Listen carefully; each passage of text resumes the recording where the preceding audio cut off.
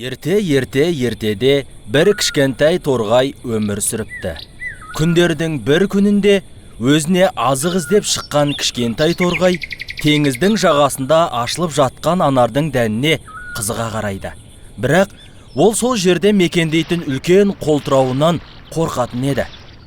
Торғай өзіне назарын аудару үшін сүйкімді үнмен шырылдай жөнелді.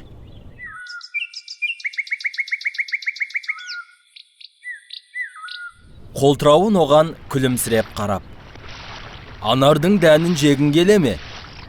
Мен саған тимеймін. Мұнда күн сәулесіне қыздырынып жатырмын», деді. Сонан торғай анардың дәндерін жеп тойған соң қолтырауынға рахметін айтып: «Әлбетте, бұл жақсылығыңды қайтарамын», дейді. Сонда қолтырауын тәкаппарланып, торғайды төмен санап: «Мен сияқты көш иесіне сен секілді кішкентай құстың қандай жәрдем беруге шамасы жетеді дейсің?» деп келемеждеп қарқ-қарқ күледі. Сонда торғай: «Ей қолтырауын, мені бұлай төмендетпе, мүмкін менің жәрдемім тиіп қалар».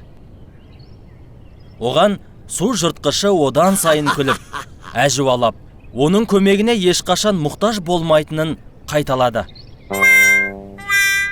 Күндердің бір күні торғай қолтырауының науқастанып жәрдем сұрап айқайлаған дауысын естиді.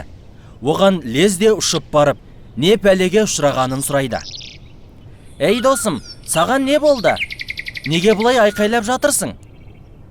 Сонда су жыртқышы мұңын шағып былай деді: «Тістерім ауырып жатыр. Қатты ауырғаннан ұйықтай да алмадым. Маған жәрдемдесуіңді өтінемін». Кішкентай құс одан аузын ашуды сұрады. Сонан соң аузына кіріп, аз ғана тұрды да шығып, талдың басына барып қонды. Қолтырауын оған жылы жүзбен күлімсіреп былай деді: «Әй досым, саған қалай рахмет айтарымды да білмей тұрмын. Ауруым мүлдем жоқ болды. Не істедің, айтшы?» Торғай оған: «Сені ауыртқан тістеріңнің арасындағы тағам қалдықтарын алып тастадым», деп жауап берді. Су жыртқышының өзінің астамшылық танытқанын мойындаудан басқа еш шарасы қалмады. «Әй торғай, кешір, саған әдепсіздік таныттым. Бұдан бұлай өзімнен қанша кіші, әлсіз болса да, ешкімді әжуалап, төмен санамаймын», депті. Осылайша қолтырауын ұмытылмас дәріс алды.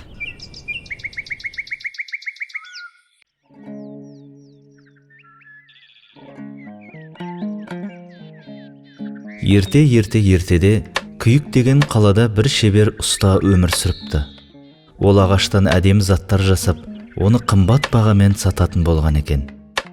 Күндердің күнінде оған бір кедей ауылдасы кіріп: «Сен өзіңнің еңбегің үшін жақсы ақша аласың, алайда кедей адамдарға жәрдем бермейсің. Ана қасапшыға қараш, жұмысынан көп пайда көрмесе де, әрдайым адамдарға тегін ет таратып, сауап алғысы келеді. Сен сол қасапшыдан үлгі алсаңшы», дейді. Ұста оның бұл сөзін үнсіз тыңдап болған соң, ары қарай жұмысын жалғастыра береді. Оның бұл әрекетінен көңілі қалған қария ашуланған күйі шығып кетеді. Бұл оқиғадан соң біраз уақыт өткенде ауыл арасында ана ұстаның байлығы қандай көп болса, сараңдығы да сондай қатты адам екен деген қауесет жүреді. Ауылдастарының оған қатты ренжіген соншалық, қатты ауырып қалса да ешбірі халін сұрап, жәрдемін ұсынып қол ұшын созбайды. Содан ұста қайтыс болады. Уақыт зымырап өте берді. Адамдар сол уақыт аралығында қасапшының тегін ет таратпай жүргенін байқайды. Таң қалған олар қасапшыдан мұның себебін сұрайды. Сонда қасапшы: «Ұста көз тірі кезінде маған үнемі ақша әкеліп беретін. Сол ақшаның есебінен мұқтаж адамдарға ет таратуымды тапсыратын. Ал енді ұста да жоқ, ақша да жоқ» деген екен.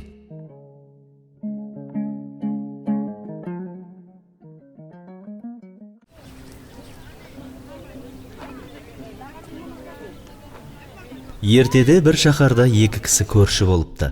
Олардың біріншісі бай саудагер Дәулет, екіншісі құдық қазып ақша табатын кедей кісі Сабыр екен. Саудагер өзінің көршісінің ылғи да ауыр бейнетпен су шығарып жатқанын көріп ішінен: «Мынадай ауыр бейнет жасап жарлы болғанша, мен секілді сауда жасап неге бай болмайды?» деп ойлап қояды екен.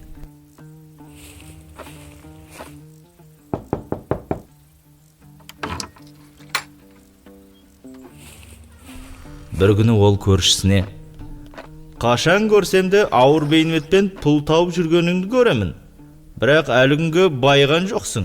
Сонда тапқаның қайда кетеді?» «Табысымды 4-ке бөлемін. Бірінші бөлігімен қарызымды өтеймін. Екінші бөлігін қарызға беремін. Үшінші бөлігін алдыңғы күнге азыққа қалдырамын.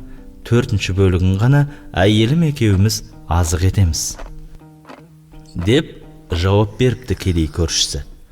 Онда түсінікті», деп Дәулет өз жөніне кетеді.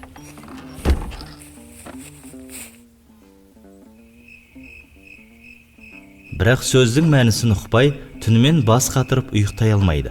Азанда болмағасын көршісіне барып, айтқанын түсіндіріп беруін өтінеді. Сонда көршісі сөзінің мәнін былай түсіндіріпті: «Бірінші бөлігімен қарызымды өтеймін дегенім, табысымның бірінші бөлігін кәрі ата-анама беретінімді айтқаным. Олар мені өмірге әкелді, бақты, өсірді. Олардың еңбегін түгел қайтару еш мүмкін емес. Перзенттік борышты ешқашан толығымен өтей алмаспын. Сонда да оны өтеуге тырысамын.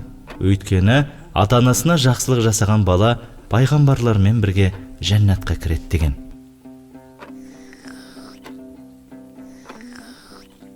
Екінші бөлігін қарызға беремін дегенім, оны балаларыма жұмсағаным. Олар кейін бізді бағады, яғни қарызды қайтарады. Басқаларға мейірімділік етпегеннің өзді мейірімге бөлінбейді деген. Үшінші бөлігін алдыңғы күнге азыққа қалдырамын дегенім, жетім жесірлерге тегін ауыз су шығарып беріп, ақыретке азық жинаймын дегенім. Себебі халық игілігі үшін су шығарып берген адамның алар сауабы өзі өлсе де артынан үзілмей барып тұрады. Ал төртінші бөлігін әйеліміз екеуміз азық етеміз. Ол түсінікті.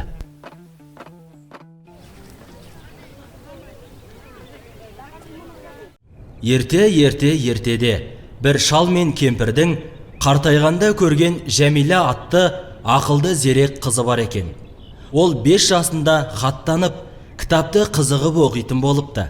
Бірақ достары одан: «Кітаптан не қызық оқыдың? Бізге де айтшы», деп жалынып сұраса да, өмірі айтпай қояды екен. Ата-анасы оған мұндай әдетіңді қой десе де, олардың сөзін елемей жүре беріпті.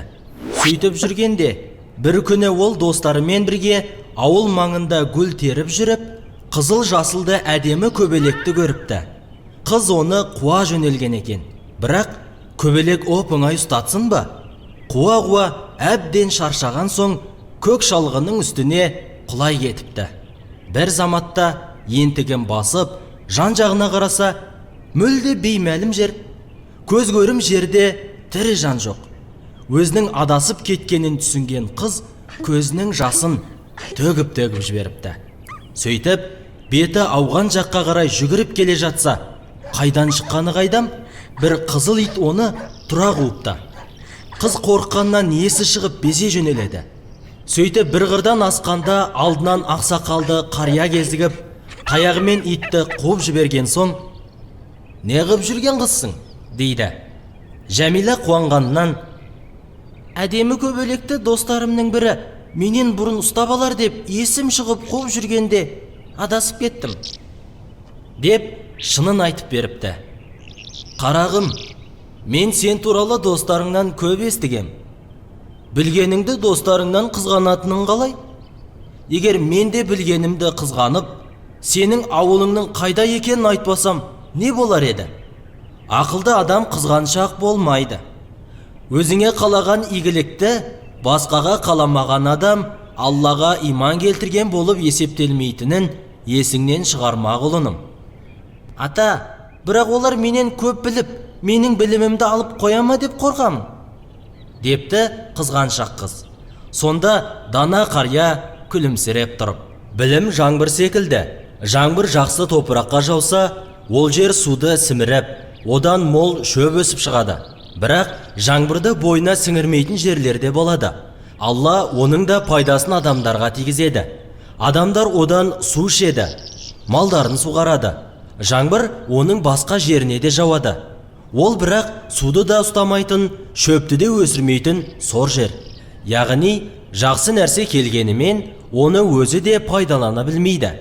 Өзгеге де пайдасын тигізе алмайды. Ал сен болсаң, құнарлы топырақ секілді пайдалының бәрін жинап, өзгеге де пайдаңды тигізе біл. Жарайды ата, ендігәрі мен қызғаншақ болмауға тырысамын. Сөйтіп, қария қызды ауылға дейін шығарып салып, өзі жолымен кетіпті. Атанасымен қайта қауышқан қыз қатты қуанып, қарияның сөздерінен сабақ алып, жаман әдетінен арылған екен.